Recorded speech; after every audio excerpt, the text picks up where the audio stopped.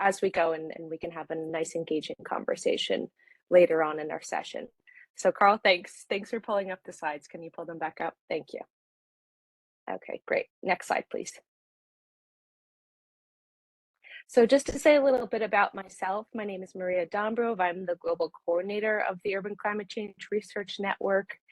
Within that, I also I oversee the ARC 3.3 third assessment report and serve as one of the 6 principal editors on the assessment. So UCCRN is a network of over 2,000 experts. We span a broad range of expertise in climate change in cities. And our mission is to provide knowledge that enables cities as well as their metropolitan regions, right, which are a huge thing, to lead on mitigation and adaptation, but a strong focus on action, equity, and sustainable development. We're growing each and every day, and someone's saying hi and welcome in the chat. So UCCRN's growing each and every day, which is quite exciting for me as the coordinator. We had a recent expert meeting in Rio de Janeiro, which was absolutely fantastic, and a small group of folks, but we're always looking for these in-person opportunities and ways to engage in person. So UCCRN has members located in hundreds of low, middle, and high income cities all around the world. UCCRN was formed in 2007 at the time of the C40 Summit, which was in New York. Next slide, please. Next, yeah, great. So these are our hubs. So you saw in the last slide a nice photo of Rio de Janeiro. That's where one of our hubs is located. We have 15 total. We don't have one in Germany yet. So this is actually an opportunity if anyone's on the call and is interested in learning more about what a hub is, how to maybe establish one. We would be really interested in engaging with you to facilitate some sort of development on this note. So what are our hubs? So you see these little nodes all over the world. So our hubs really facilitate the transfer of knowledge to on-the-ground action. So we have experts and leaders in each and one of these cities to really transfer the climate change knowledge into the actual city governance, planning, even financing. So we're really fortunate to have all these amazing hub directors involved in the UCCRN network. Next slide, please. And our secretariat is in New York, which is where I'm located. Here's a bit more about, no, we don't have a hub in Singapore yet, but also we're very open to starting new hubs. So please, be in touch. I can drop my email in the chat. So what is the third assessment report on climate change in cities? By its naming, we've had 2 previously.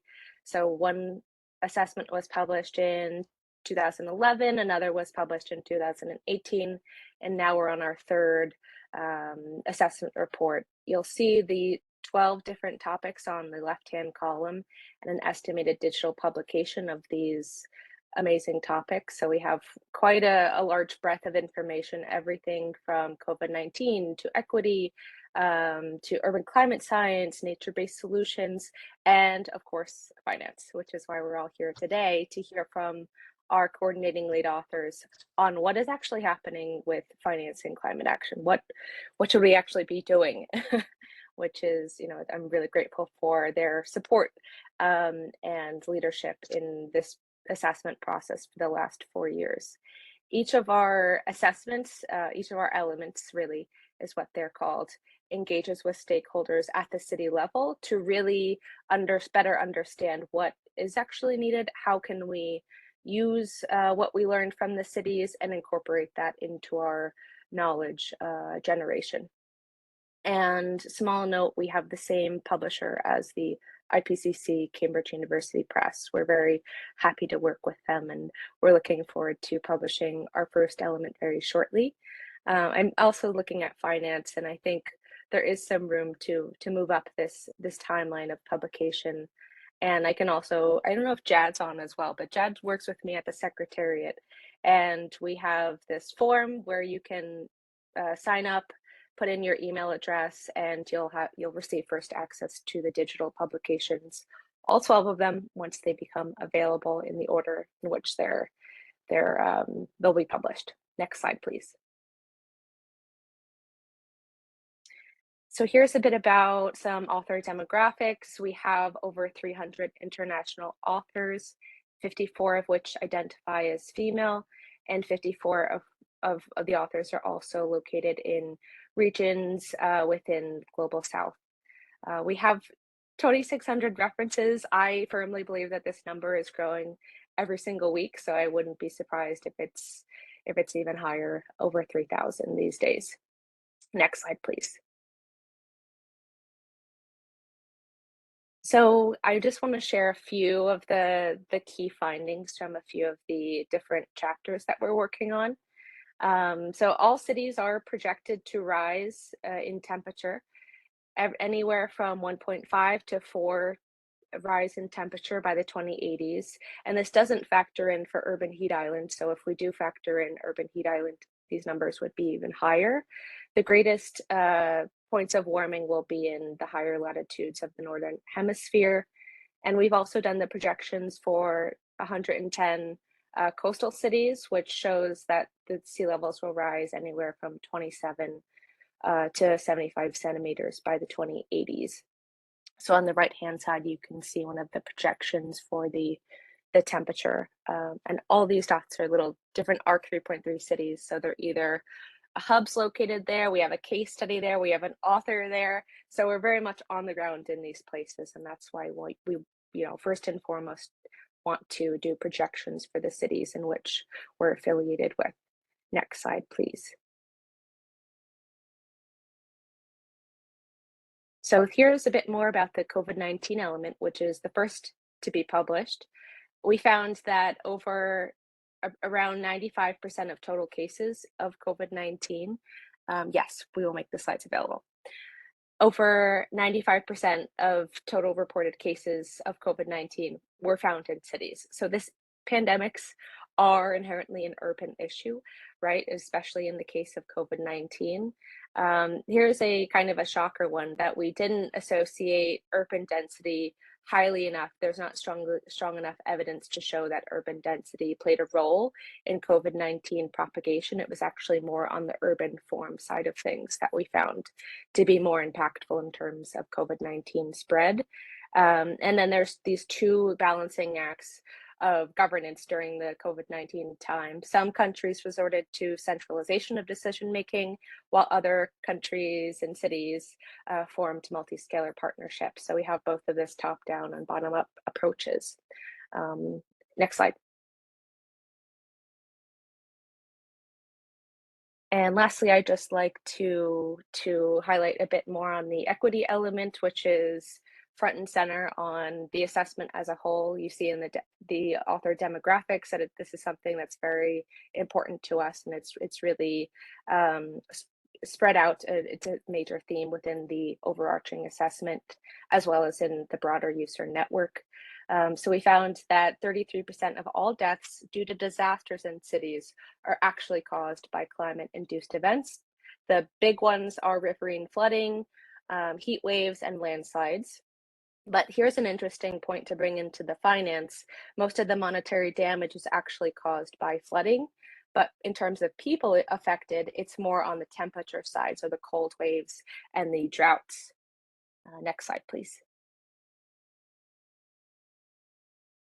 So here's a bit more of a transferring into the finance side of things. This is a paper that I developed with the two co-directors of UCCRN, as well as a few of the other principal editors on ARC 3.3.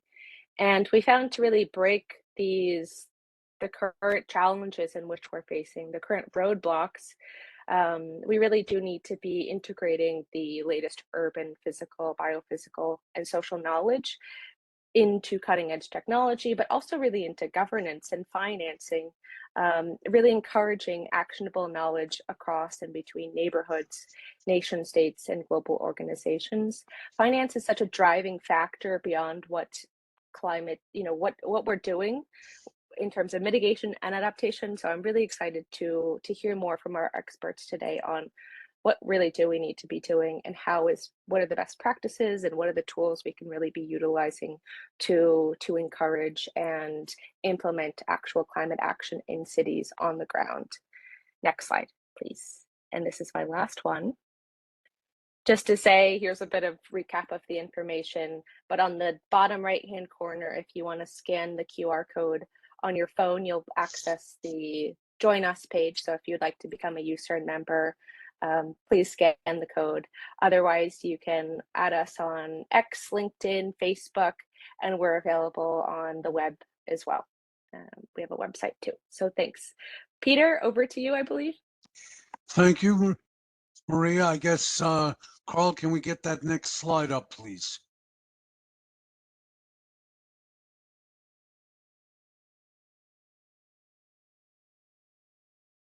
Is it up? I don't see it, so.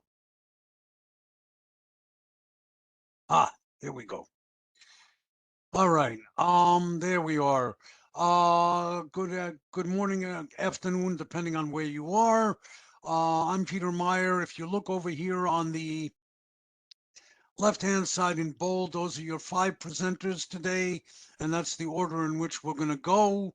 We're going to try and make some comments fairly quickly.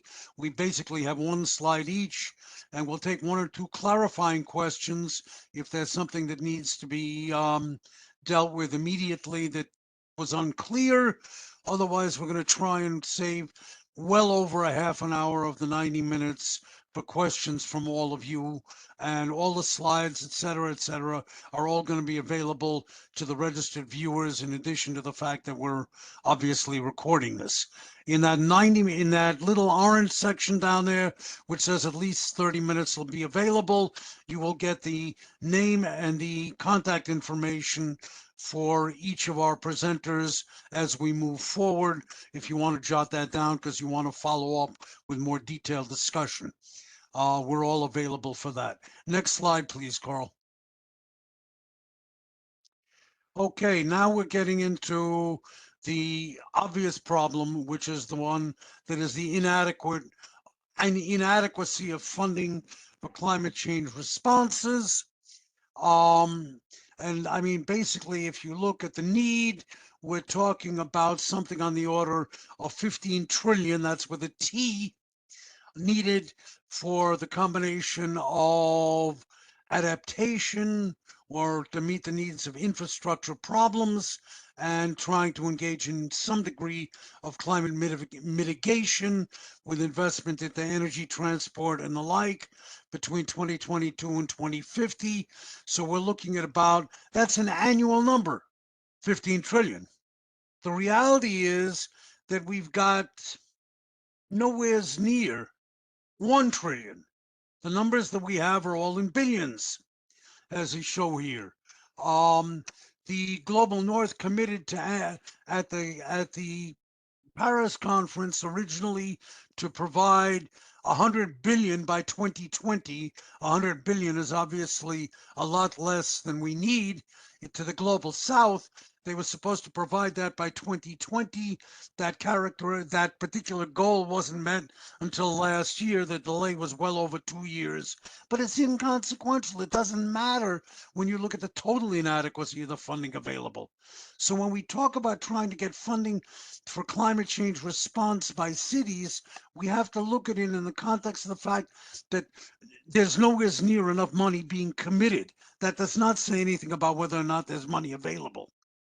The other thing is, of course, that when we look at things both in terms of cities, not nation states, and in terms of geography, we find the vast majority of the funding is going to basically cities in North America and Europe.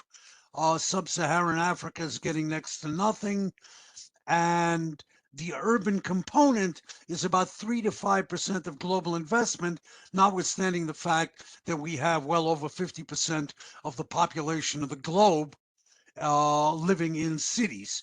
So this is sort of the general background that we have, and I'm going to turn it over right now to Zara to try and fill in a little bit more on the specific problems we have, especially in Africa. Zara, you're on. Okay, thanks, Peter. Thank you very much for also framing the inadvocacy problem at the global scale with these grounding figures. So yeah, these numbers show us Global South right now is really struggling to attract finance. And I would like to dive deeper into the topic by providing details, important details from a continent that has been highly affected by climate change. So despite Africa being highly vulnerable to the climate change, and they do call for a better balance of finance between mitigation and adaptation, according to the 2020 IPCC report, it faced an estimated 40% infrastructure financing gap since 2015. And this 40% gap is almost certainly higher in the continent's rapidly growing cities. And if you look at the reasons, we see weak or absent local fiscal systems, lack of data and technical expertise, meaning capacity, as well as uncertainty of future emissions and their influence on adaptation. So consequently, the reported adaptation needs have been severely underestimated. For example, of the almost $33 billion invested in continent's transport sector in 2018, only $100 million could be identified as adaptation finance, and this shows that most finance to the transportation sector is not climate resilient. But if you look at the public and the private sector financial institutions, they do invest at least $130 billion into fossil fuel companies and projects in Africa between 2016 and 21. So if now, after framing this problem, and I also would like to draw the attention to now the African finance needs. So you see already the graph on the right side. So this graph was drawn from COP25. So 51 out of 53 African countries, they did submit national determined contributions. And based on this data, we see it will cost around 2008 trillion between 2020 and 2030.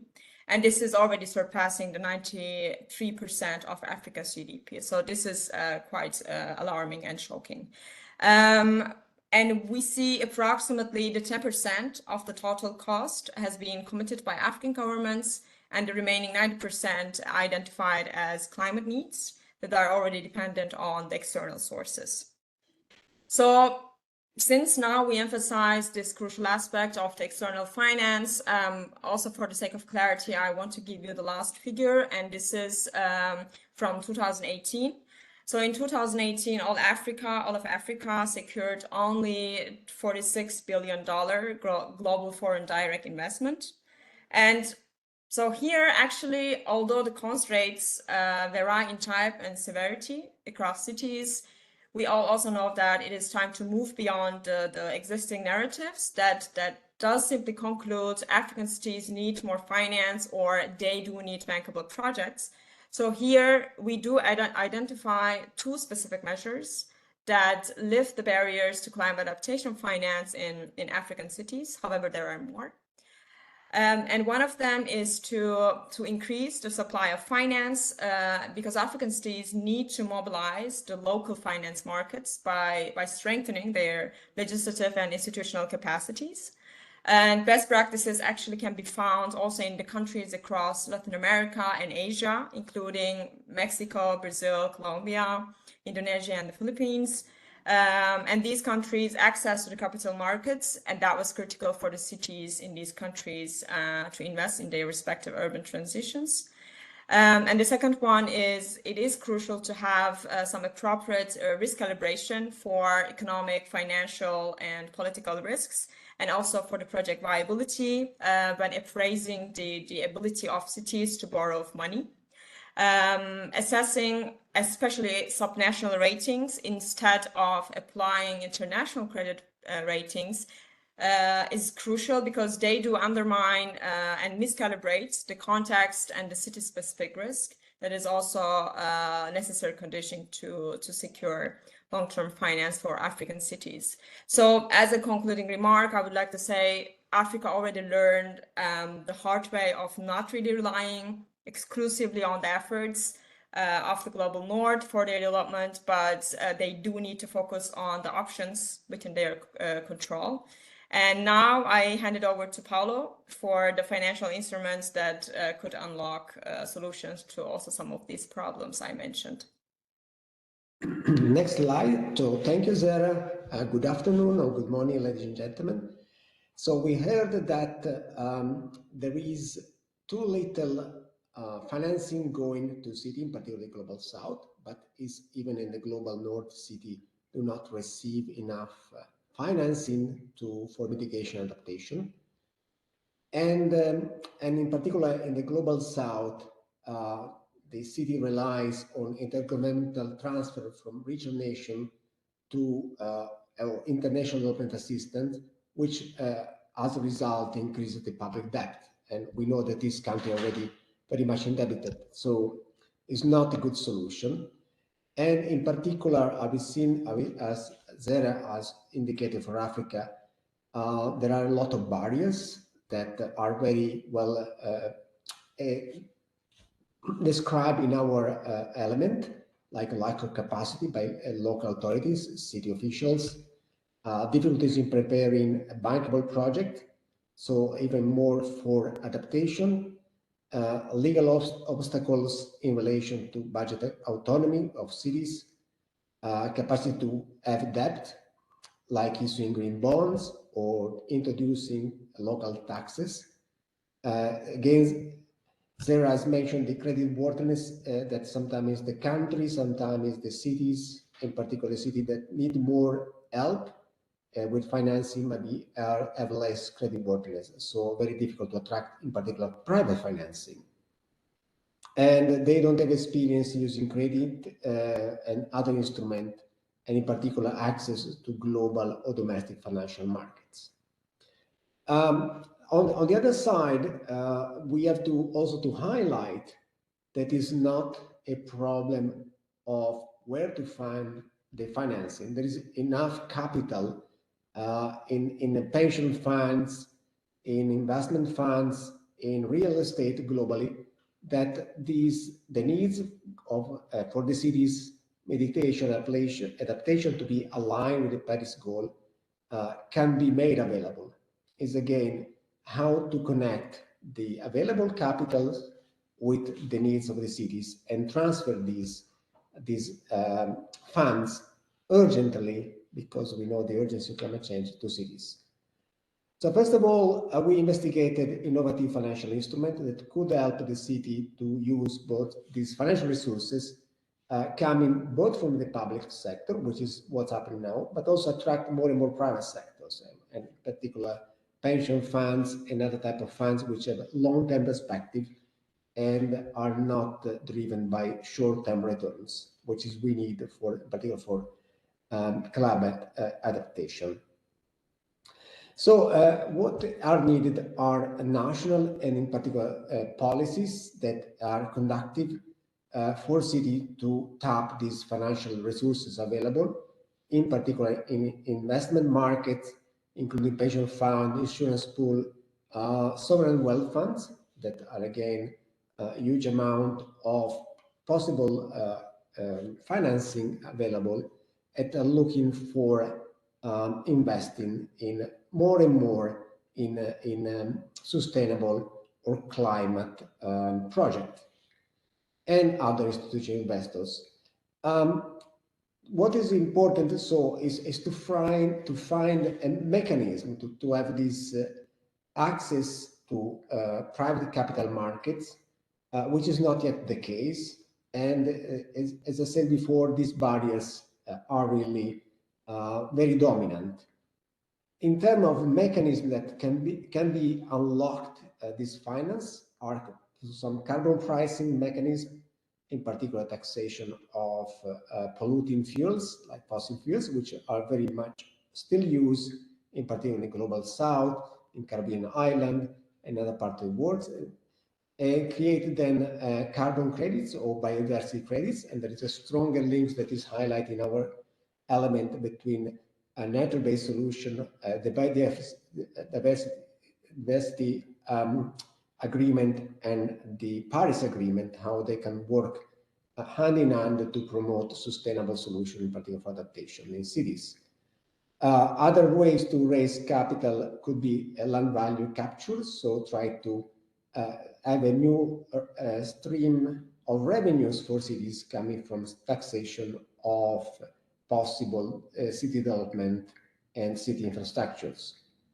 But then there is always the possibility to use loans and grants when available, but this many public finance is not enough and is not going to fill the gap that is needed. As I say, green bond and network-based solution are interesting as possibilities that city have.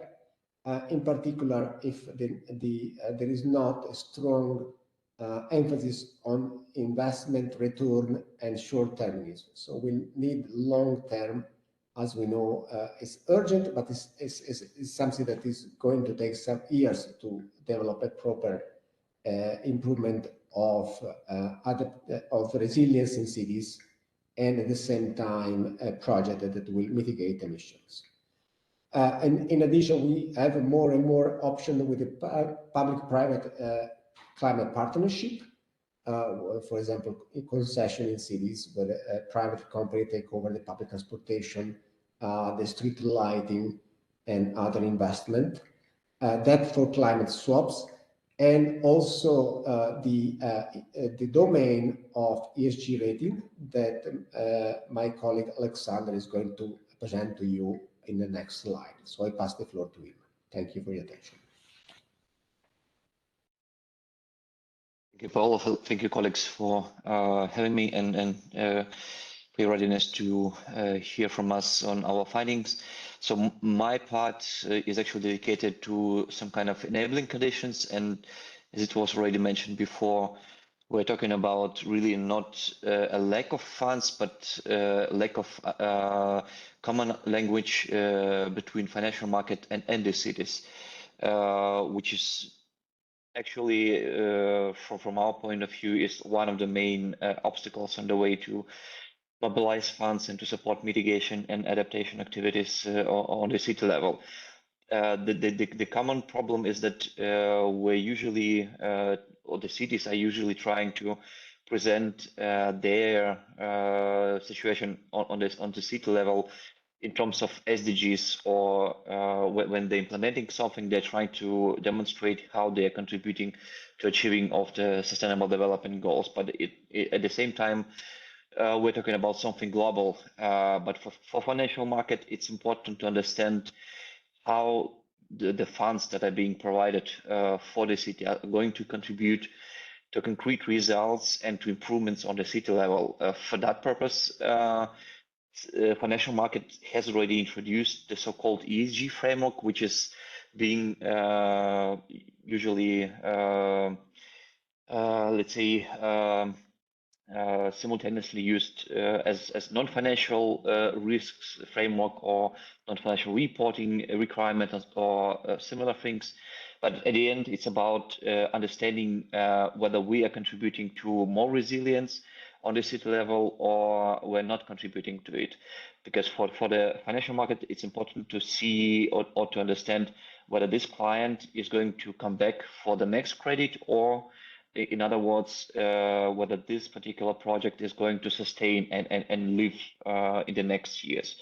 We looked at different regions. We compared different countries or cities in different countries, developed, least developed, developing countries, and it looks like really in some cases, for example, the case of cities in Canada, where those cities are already implementing and starting to use this ESG framework, it's becoming easier to communicate with the financial market, and it's becoming easier also for the city itself to understand where those cities are going to. Are they going to improve their resilience to the consequences of climate change, or are they going to contribute to something global? On the right-hand side, you can see like one of the examples that we used in our element.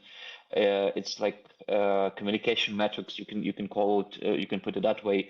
How you can translate the same NBS natural-based solution, green rooftops or green roof, into SDG, and at the same time into the ESG indicators, which means you can implement the same project, but you can translated in different ways. One of these ways is understandable for the financial market, which is again like a breach or enabling condition to go then for innovative financial instruments. At the same time, if the cities are not able to improve resilience, it's about the question how they can translate or transpond those risks to the insurance companies or to the financial market, which is going to be the next slide presented by Raimund. So Raimund, over to you. Thank you very much, Alexander. You're welcome to the seminar. I'm Raimund Schwarze. I'm heading the group of climate economics at the Helmholtz Center for Environmental Research in Leipzig, or Lipsia, it's sometimes called, and I'm second time involved in the assessment report Climate Change in Cities for the issue of economics and finance. It was the ARC 3.2. Now we are in ARC 3.3, and we are looking at some new developments since then. We have looked in previous reports, as you know, also in other reports than ARC reports, on potential useful approaches to the inadequate supply of climate relevant investments, as Peter identified in his opening. In this report, we focused on a very specific sector in some sense, the better engagement with the insurance industry, which has not been a primary focus on previous reports or reports outside of this one. Consider the facts. The insurance sector is holding assets in the amount of about 40 trillion, so again with a T, capital assets for their business behavior. Of it, most of it is bound in contracts, mostly long-term, for example, in the life insurance industry. These are all long-term contracts, but they have some annually available reallocation basis of about 6 trillion, again with a tree, which they can handle freely.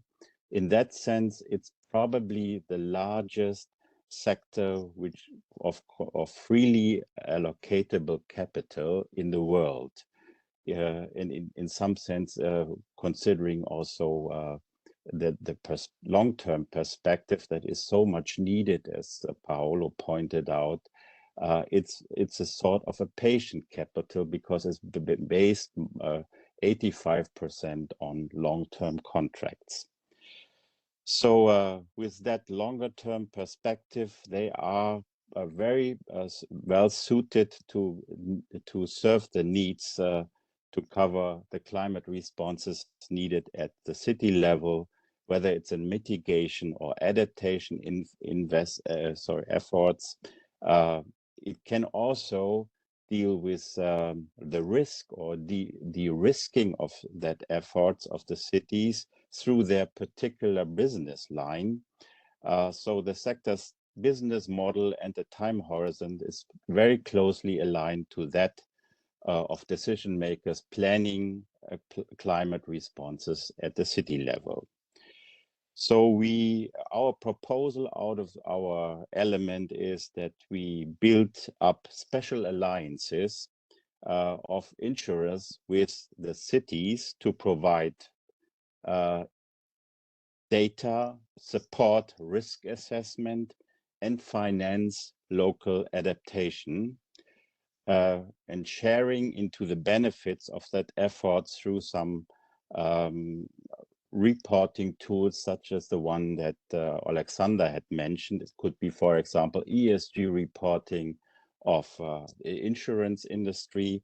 It could be corporate social responsibility, or joining the global movement of sustainable insurance through various efforts. One is that is backed by a EU regulation in the EU. This, so to speak, is the EU perspective, but as you know, this report is about global North and global South, and let us look into the potential of the South. I think most of the tools to be developed for data sharing, for sharing into risks and into reporting efforts of the sector towards social responsibility needs to be developed in the North. They can take a front runner role in that respect, but the impact that has to be measured in turn in the South too needs to be done with very good knowledge on the local specificities in the South. So we need to build up capacity in the South, supported by this effort that may be kicked up in the North.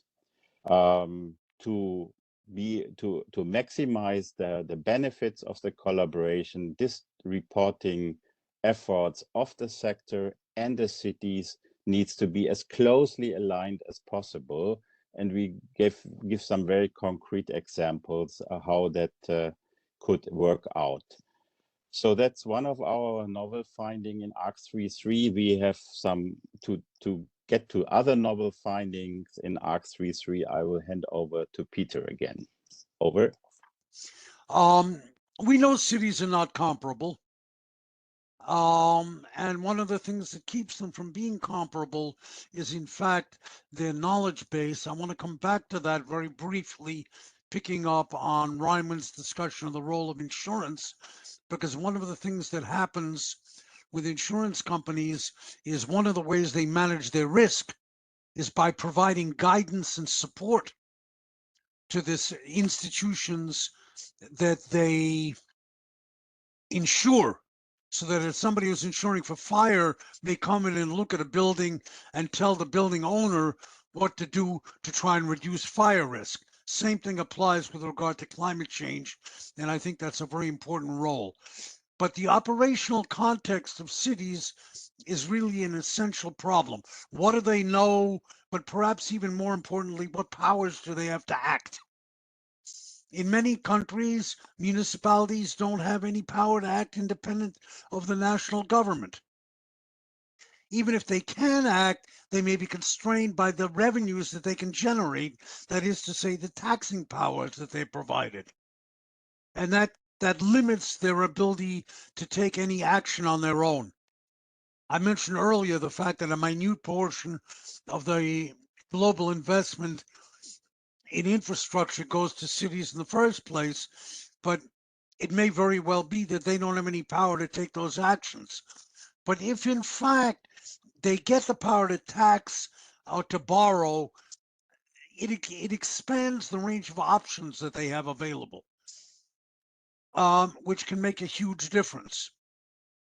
And we've talked a fair amount about the problems of cities in the global South, but the same kinds of problems of lack of staffing and experience that you find in the global South, which damages their investment appeal, also applies to smaller municipalities in the global North. How much real capacity to act can a city of 50 or 100,000 have as compared to a city of 10 million? Makes a huge difference. And we've already seen the reference to municipalities not being bankable or deemed bankable by financial institutions. This means the municipalities may not be able to borrow funds, even if they've got the legal power to do so, or if they can borrow. And we have a case study, discussion of some research that was conducted, showing that the cities in the global South is paying both higher interest rates and are faced with shorter loan terms in terms of the speed with which they need to pay back than in the global North, so that they're disadvantaged. Not only are they poorer, but their ability to borrow money in order to improve their status is worse than is the case for the global North, which means that we need even more financing flowing to the global South.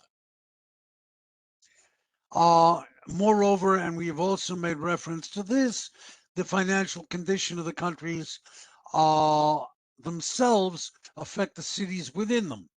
We could talk about the role of sovereign debt and the indebtedness, and this can also lead then to possible discussion of the possibility with appropriate institutions of trading debt for direct investment in climate change response. And that could be a possibility, but it's going to be limited by what the domestic institutions are, who has the debt, who has borrowed, which institutions have borrowed, and which institutions have not.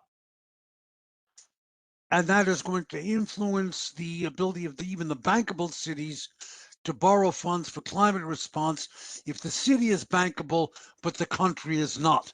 And that has a real further impact on the interest rates and the loan terms that are available on loans. Now, all of this actually, it's easier to describe in terms of loans, but the same thing clearly applies with regard to the possibility of direct investment in projects. And it leads to an interesting question, because the city itself may not be considered bankable, but an individual project may be able to return sufficient return on investment to either provide the debt service or in fact make direct payments to the investors in those projects themselves. But the projects don't get considered adequately separate from the municipalities. And that presents a very serious problem for moving forward. But it also means that you have to look very much at the individual context of the individual city. So Paris is not going to be the same as Rome, even though they're both in the EU. And Paris is not going to be comparable to Quebec, which is another francophone city, happens to be in Canada, and so on down the line. You cannot make direct comparisons. And that's terribly important because a lot of money is getting wasted trying to emulate something that was implemented in a city that is operating in a totally different context. And if we go on to the next slide, please, I will conclude our direct presentation and look forward to a lot of discussion with all of you. Obviously, the first line is very clear. You can't have one strategy because the cities are different. We need to think about types of cities, but differentiating types of cities involves a heck of a lot more than we've seen from the IPCC. There's ARC 6, their report 6 that looks focusing on cities, looks at established, rapidly growing, or new cities. Among other things, they're ignoring the shrinking cities, which is an issue in the global north. Obviously, the global north's got more money to deal with it than global south. But if you look at that citation, you'll see that this is very much looking at the physical structures of cities. What it's not paying enough attention to is the wealth and income, the governance characteristics that I just discussed in the earlier slide. These are other factors that need to be taken into consideration when we differentiate types of cities and try to identify the right responses, the appropriate investment forms for those different cities. Moreover, as we've seen in comment made by both Zara and Alexandre, in addition to Paolo, we need common measures and approaches to the outcomes. And we need, any investor is going to compare alternative investments. Well, how do you compare alternative investments if you don't have common measures? So the development of those common measures has to be seen as part of the process of trying to increase financial flows to cities to enable them to respond to climate change. And the fact that there are now multiple agencies producing multiple and to some degree conflicting measures doesn't help. We've got to get to the common measures, but neither the differentiation nor the common measures, while they're necessary, is sufficient. We have to have both happening simultaneously. The capital is there. There are many, many approaches possible. We've got many tools. And where we are is we need to think about which tool is appropriate for which cities. And that starts with working from the bottom up, which is not something that we have tended to do at the international scale. So I'm going to stop there and let's see what questions we have for any and all of us. And I look forward to them. We're up to questions and discussion. I guess you're on, Maria. Yes, I'm on, but also I want to hear from the rest of the participants and the audience. Does anyone have any burning questions that they'd like to, to share? You can turn on your camera and mic and we can do questions that way, or you can also, I see someone's turned on their camera. We can also answer questions from the chat. Okay, so Nova has her hand up. Good morning. I was curious to know, based on the conversation around insurance companies and the amount of capital that's locked in with insurance companies, what would motivate them to take on projects like adaptive mitigation? And what's necessary to move that capital from where it is now into how it might be work towards problem solving? Thank you. Could take up your question, Nova. Good to see you. Yeah, for non-life, this is very simple. If you're insuring housings or even automobiles, they have an immediate benefit of investing into measures that reduce the risk, because that will make them as a single company more competitive compared to those who doesn't invest in risk reduction. So for non-life, which is a smaller part of this large chunk of capital assets I was talking about, have a, so to speak, an internal interest to invest into risk reduction. That could be not necessarily related to city efforts, but as long as city effort play into the risk reduction more effectively than efforts out of the enterprise, they could share into the more effective approach of public-private partnership to reduce risk. For life, it's a little more difficult. I would say, yes, indeed, the life insurers who are the most patient out of this group are not necessarily interested in risk reduction, because that's essentially not in their calculus, and will not affect their premiums if they cooperate on city infrastructure. But on the other hand, as we displayed in our report, there are many currently existing efforts out of the insurance sector itself through the principles of sustainable insurance. So some companies will advertise, even life companies, that they are leaning to have green investment as part of their investment portfolio. And that, again, could give them an incentive to get engaged into the effort. Similarly, the assets that they control, which are so large, as I have said, itself can be scrutinized towards, are they themselves in some form affected by some risk of changing of a changing climate. So climate risk disclosure on their asset for life insurers and equally pension funds can be a very powerful regulatory tool to get them engaged.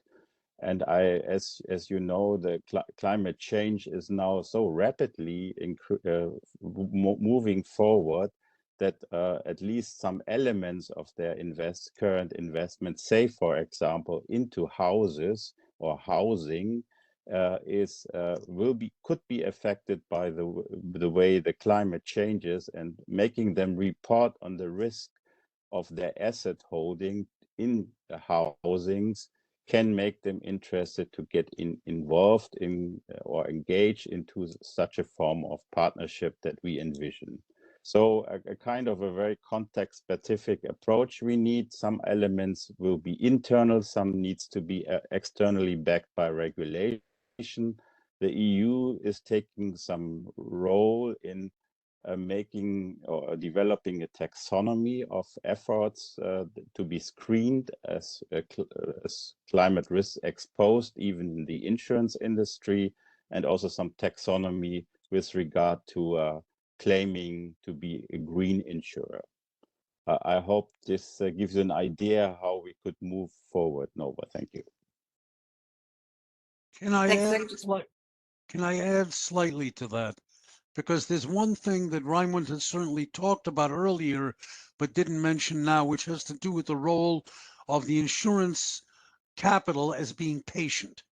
For a lot of projects that we look at with regard to certainly climate change adaptation, as well as mitigation in both contexts, these are things that have got relatively short, relatively low returns on investment in the short term, but much bigger returns in the long term. And those life insurance companies and the retirement funds are very specifically concerned with a long-term return, so that they may not be worried about the fact that they're not getting a return in the first 5 or 10 years, but are going to get a significant return further down the road. That's very, very different from an investor that has to report on the profits that have been made on investment in the next 5 years, that's reporting quarterly to shareholders on that subject, so that they are the source of that long-term capital that can do the things that Raimund was talking about, because that's the nature of their investment logic.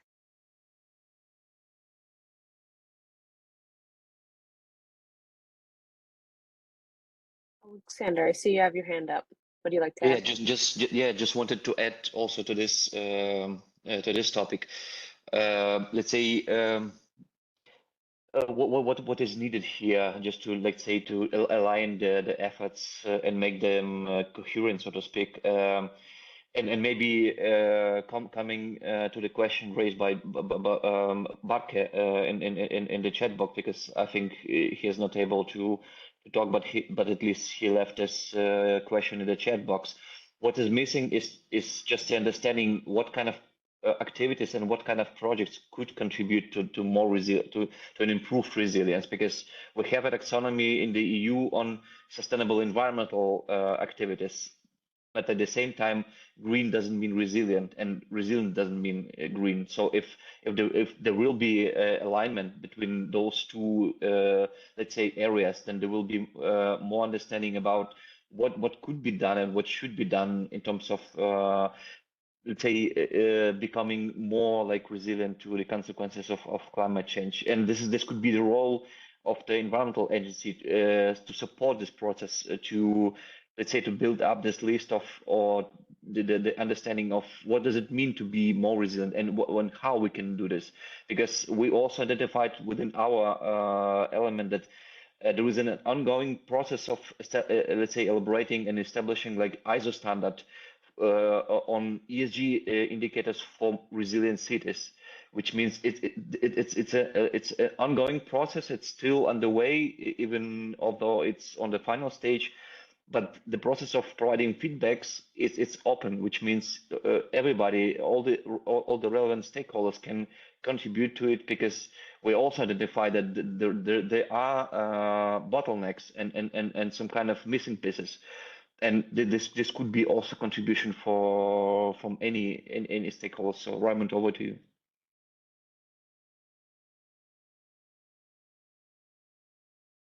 You're muted, I think, Raimund. Yeah, I would just like to credit some contribution by Joyce Coffey to that element. She indicated to our work that we also see a changing business model evolving in the insurance industry. Usually we think about insurers to just compensate for losses that occurred already. But we see, if we look into the newest development of the insurances, they don't only look into the mitigation of risk, but also into a business model of sharing into knowledge, producing knowledge to society. And they hold not just the largest amount of freely allocatable capital, but they also own a huge amount of knowledge and data on losses. And for example, we explained in our case study in this chapter how using the loss data from insurers as an input to the risk mapping of cities give the cities a much richer understanding of the vulnerability towards risk compared to, say, for example, inundation or runoff maps that are usually the key tool of risk management at the city level. But by using the loss data for the same city, they really get hold onto something that can be called vulnerability assessment. So the insurance sector turns to become a different one from what we had as standard insurance or pooling and compensating of the past. And this, so I just want to credit the contribution of Joyce of this idea and concept to our element here. Over. Thanks, Raymond. It's great to hear that, you know, we're even talking about some of the lead authors who aren't present on this discussion. Nova, did you have another follow-up? I had a follow-on question. Do a few chat questions. Go for it. Yeah, I had a follow-on question, and I can wrap that up.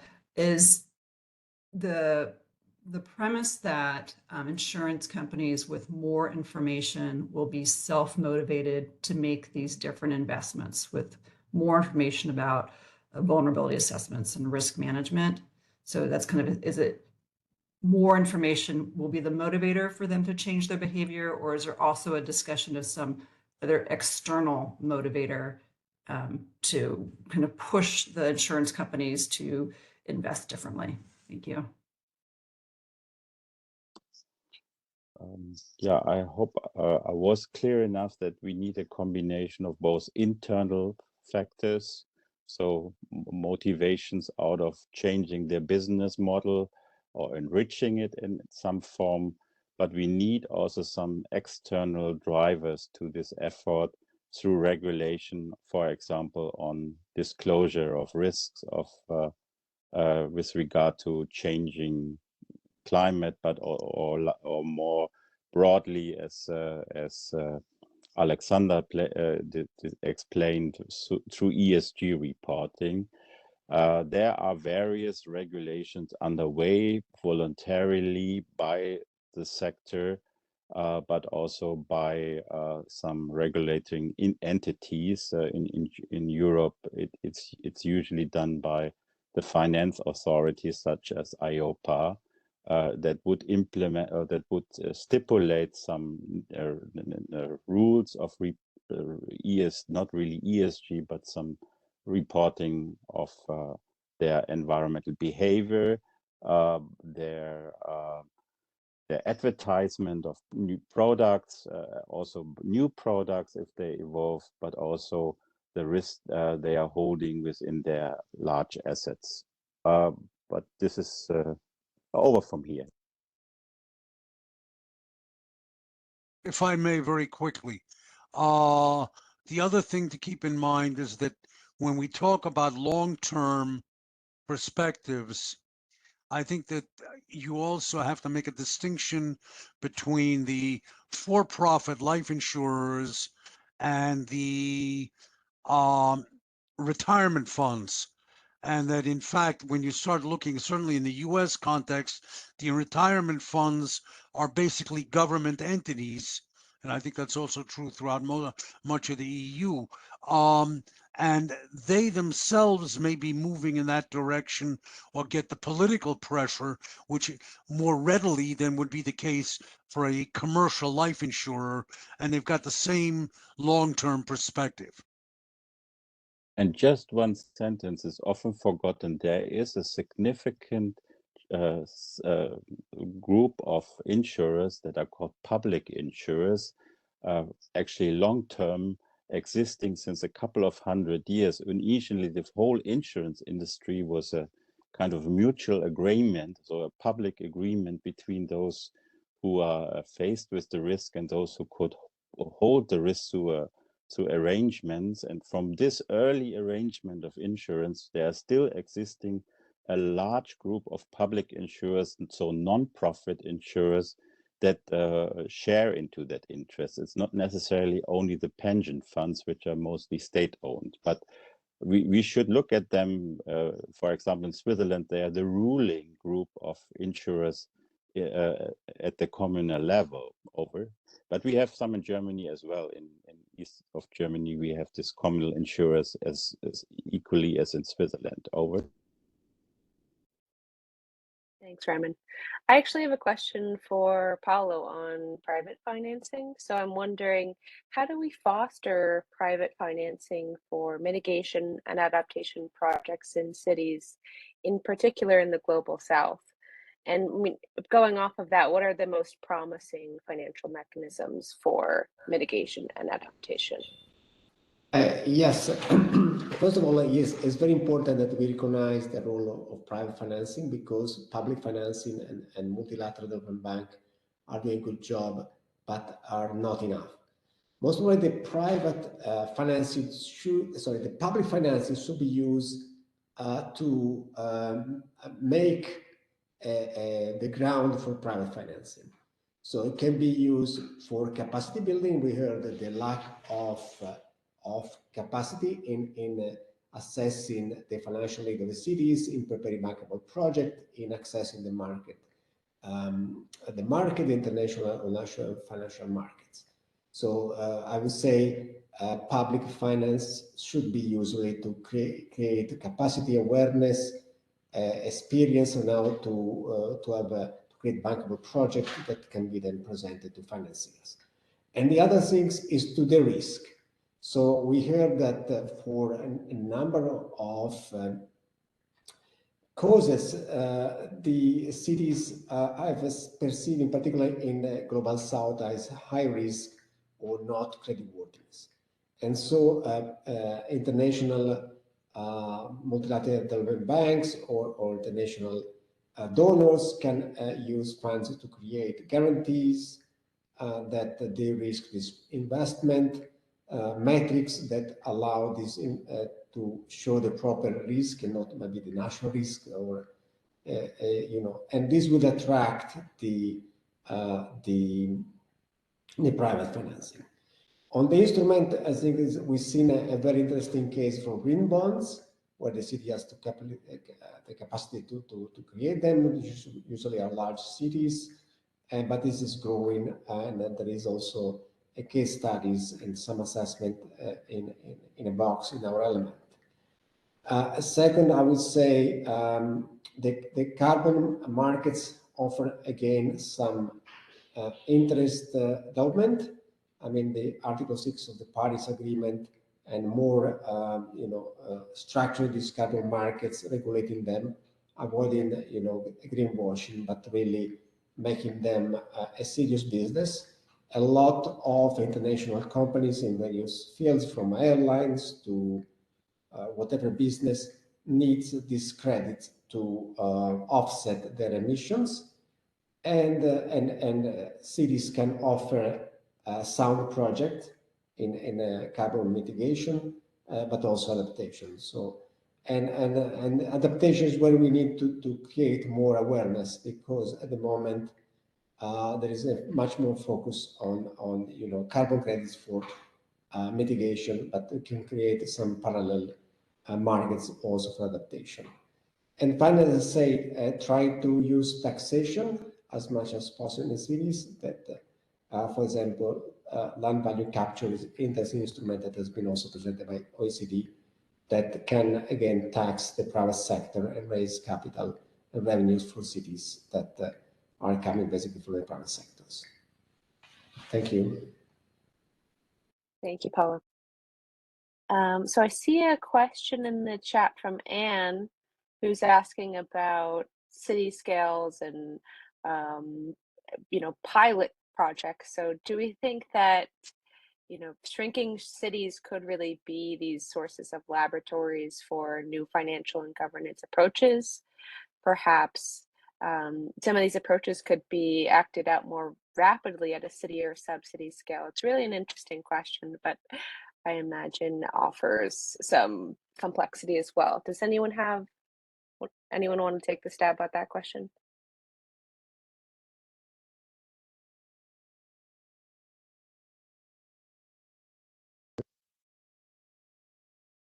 I guess I'll jump in if nobody else will. Maybe I can I get some of see my. Ryman's unmuted Yeah, too. I So would Peter, over to continue you, and after then we'll go to Peter's. Ryman. Well, I think there is no question that we need that pilot projects can make a difference in terms of illustrating or better understanding what enables certain kinds of the various types of financing approaches that we've got available to us, what seems to work. The problem with is, and it goes back to the whole issue of the comparability of the cities. Something that works in one city, even in the US, something that works in one city may not work in another city in the US, let alone someplace else in the world. So having a good pilot study of how a financial mechanism works and whether that it makes a difference may not adequately inform the ability to implement that same approach in another geographic, political, economic setting. And that's what makes some of this idea of pilot studies so incredibly difficult, because in principle it sounds like a great idea, but it's not at all clear to me that these things become translatable. And I think that that's going to be a serious problem in utilizing that approach to trying to uncover more or better means of influencing or attracting capital to projects. Ryman, your turn. Yeah, as a more or less veteran to the ARC3 movement, I should firstly say that the ARC3, or the UCCRN, our network of urban climate change research, holds the largest pool of data on climate action in cities. So very practically, what are cities doing, including mitigation and adaptation jointly, but also including information about the ways how this is financed at the city level. So we have a large pool existing on city practices, so to speak, how this is done. For example, is land value capture used, or how are green bonds applied? We have some case studies within our element on cities that are using these novel approaches that we discuss. And just very concretely, if you want to have a very concrete example, in Oslo, they have shared the loss data of insurers in the way that that I conceptually explained before. They overlaid risk maps developed by risk management public entities with the loss data of their insurers. There are public insurers in Norway equally as in Switzerland, so non-profit ones. So they were very open with delivering that data, which are usually concerned to be private business secrets of private insurers. So, but they were deliberately providing that to improve this, the management of city risk in Oslo. So, and this is included in the so-called case study docking station to contain the efforts or the efforts taken at the city level. And I think with all the context difficulties and needs of differentiation, the basis to do that differentiation is there through the ARC3 movement over a long-term period. And I would assure that this will continue to move on to be a very powerful tool of getting to meaningful efforts, including efforts of finance. Over. Thank you, Raymond.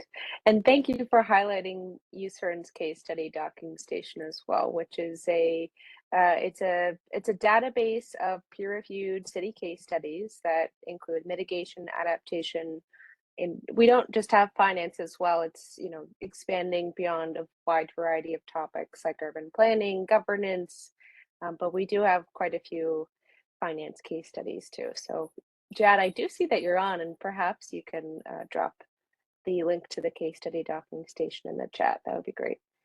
So I actually, building off of that, you know, the case study docking station has case studies from cities all over the world, not just global north, but also global south. So I'm wondering, Zara, you mentioned cities in Latin America and Asia that could really unlock some of the benefits of financing in their urban transition. Perhaps you could elaborate a bit more about that, not just in Latin America and Asia, but perhaps also Africa. Thanks. Yeah, thank you, Maria. Well, actually, although we are not really touching upon in our element of these case studies, there are actually two from one of the latest reports of African Development Bank that is called From Millions to Billions. And there they provide two important case studies from Mexico and the Philippines, and that would actually also apply maybe to African cities in Africa. So the short answer is what they provide in the case studies is there are some options, including securing revenue streams against which cities can borrow, strengthening local currency markets, and also developing some implementable project pipelines that are supported by the coherent narratives. And for an example, in Mexico, they did analyze how the intergovernmental fiscal transfers could be leveraged as a revenue stream from which any potential investors would need to be repaid. And they did some amendments in the legal and financial structures that did allow subnational entities to borrow. And also these changes provided a strong overall framework. And they also did this bond issuance at the subnational level so that the financing could flow to more local level.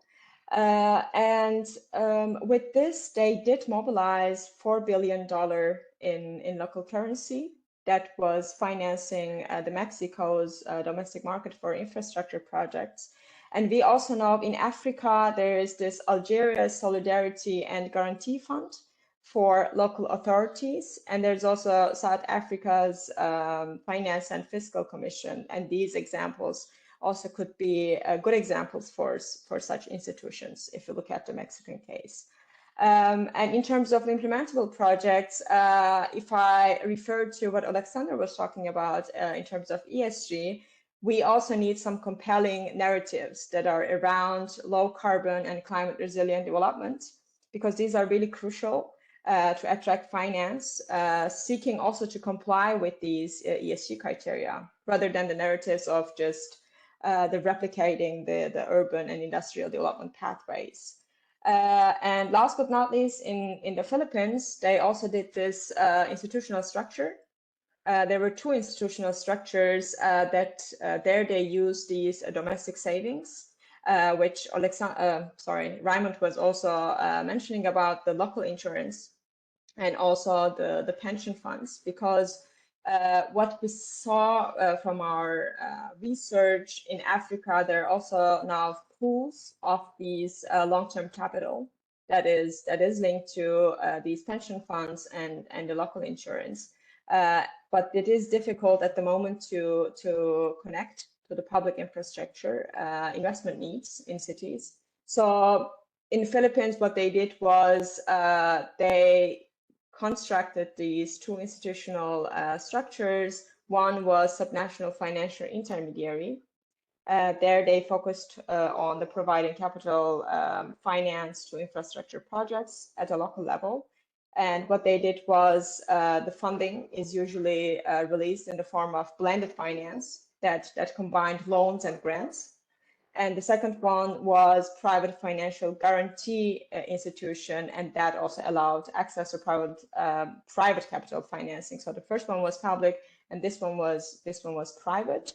And there they also put a fee that was ranging from like 0.21 to 25 to 2% of the amount that was borrowed based on a risk assessment carried by this guarantee institution that I just mentioned.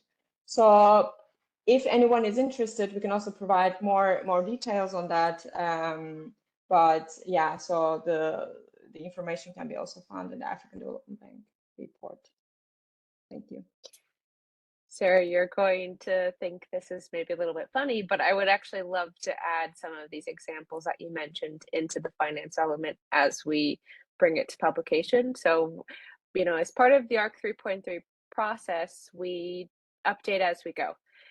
Because these assessments take such a long time to put out, the data and the information can sometimes, you know, become outdated as we're bringing these publications to print. So I think that being said, let's get those examples in there as we do our final edits and make things happen. JL, you've been patiently waiting, so I'm going to hand it over to you to ask your question.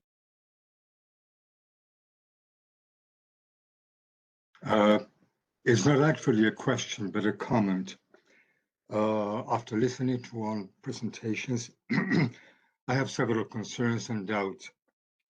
First one is the scale.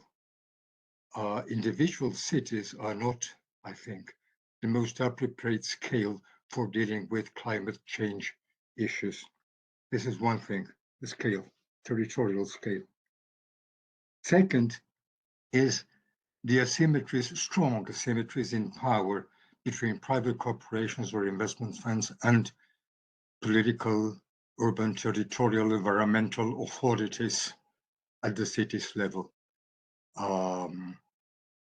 The asymmetries in power in international institutions, etc., are too big, too large to be to enable a traditional lending approach. The third and last concern and doubt has to do exactly with this, the compatibility of logics, of rationalities between private corporations or investment funds lending to, as I said, urban, territorial, political, environmental institutions as municipalities or countries. I suggest that market and business logic might not be the most appropriate approach for dealing with these kinds of financing endeavors. Probably this would enable us to look not only for new institutions or new lending instruments, but rather trying to build a new logic, a new rationality, more appropriate for dealing with two kinds of quite different logical institutions. Thank you. May I try to comment on some of these points? That I tend to disagree because cities is, I would say, the focus of large investment. Most of these investments are not in adaptation mitigation and real estate, but already we see in infrastructure that there is more and more public-private partnership to create large infrastructure that are needed, from ports to airports to metro system. There is now we should connect the dot and say, okay, if private companies and financial institutions with a private capital invest in this infrastructure, they should also be responsible for the damage that they may create. And this goes back to Alexander's ESG framework. So if you as a corporate, you have a responsibility for the investment you make.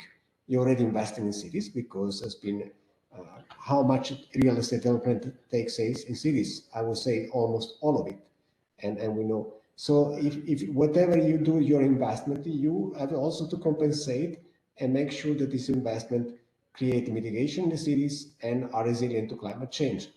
And I think if you change the logic from, and Alexander has presented clearly, from the single bottom line to the triple one, you can really change the way in which private investment take place in cities.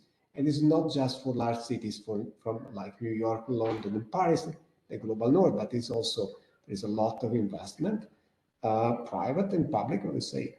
So private in the global south, and also in sub-Saharan Africa, you see a lot of projects for, investing in infrastructure in cities, which are very much needed. So if you can couple this with resilience and mitigation, it will really create a win-win solutions. And most probably, as was said already by Raymond before, the capital market can do their part, the regulators can do also their part. And we need the policy regulation in the end to change this way in which investments are made. That's all from my side. Thank you for your question. Peter, Raymond, Alexander, anyone else want to comment? Sarah? Maybe one small comment from my side. I fully agree with what Paula has already mentioned. We're talking about the cities as something separate, but at the end, we're talking about a set of different companies, people living there. So which means for the financial market, it's also important to understand how they can collaborate with all of them. And this makes the story exactly a bit complicated. And cities, they are thinking not about themselves, like the city hall. It's like the entity which is communicating with the financial market. The city is communicating, let's say, as a representative of everybody and all living in this area. So which means that there should be some kind of common language and common understanding. And if the financial market is going to provide these funds, so we have to listen to them and we have to learn their language. Otherwise, cities will stay on their own, and the financial market will continue to create, let's say, additional bubbles and find for other ways of making the profits. But the cities will remain without this valuable resources for living. That's all from my side. If I can jump in as well, I think that the issue of generally fighting at a high level, fighting over promoting climate change mitigation may well be something that is to some degree beyond the capacity of any individual city. Clearly, it's on some level beyond the capacity of any individual country. But the fact that the cities have a real interest in and have a need for investment in infrastructure and other aspects of adaptation and efforts to avoid climate change damage and costs and impacts is very much a local issue and may be a priority for a city in a country that otherwise doesn't particularly care.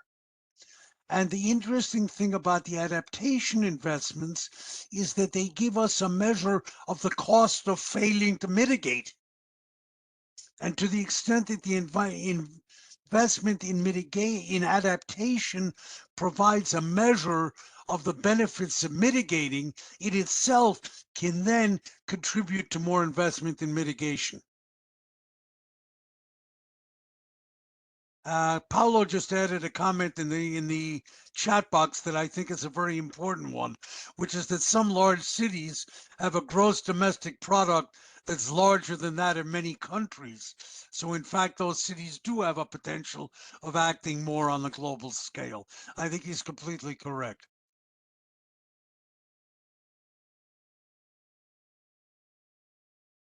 I would second Paolo's comment. And Paul is also saying, in a way, Peter is right, but the timescales are too short for that to be realized. Peter, do you have a follow-on remark or?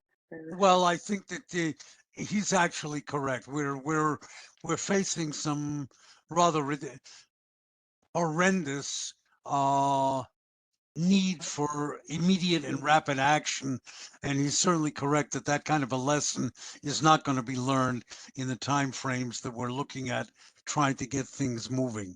So no, I have to agree with his criticism. And also, as the urgency is really upon us, it's really crucial as we have this conversation to not forget the needs of the cities and the individual needs of the cities based on their different geographies, typographies, et cetera, and et cetera. So I'm looking at the time and we have about 20 seconds left. If there's any other burning remarks, we can, Raymond has his hand up. So Raymond, over to you for the last 10 seconds or so. That's very and difficult. we can wrap up. I would have just added again, there are many co-authors, and one of that is Joyce Coffey, who always reminded us on the changing relationships of the future, and information as probably one of the most relevant resources of the future. I can't tell you all the suit box, but just a very quick answer to JL. If you come into, let's say, any of the city meetings, there are many highly interested investors in this field. Infrastructure investment in city is the coin of the future. So I cannot deal with all the examples. Examples are in the element, are in the case study docking station, in the movement of ARC 3. And basically, I just want to thank you all for your interest to attending this talk. It's not always something that interests a large audience. I'm happy to see that we had some very engaged listeners to this very specific issue, relevant as it is. But now actually, I don't want to give the final word because our head is Peter, and maybe you want to just wrap up. What's your impression? I have been stimulated by this, very interested in it. I hope it has been useful to people, but really this is for Maria to wrap up. I mean, I think everyone has, all of you have said it quite well. Raymond especially highlighting ARC 3.3 and where the field is going and the opportunities that are ahead of us. Definitely not without challenges, but I think that's to be expected. So with that, I'd like to thank Carl and DUS for the opportunity to join this webinar today and to present, and to our participants, thank you so much for your engaging questions, and to be continued. Thank you all. Thank you. Bye to everybody. Bye. Thank Bye, you. Paolo. Thank you. Bye-bye. Bye. Bye, Zara.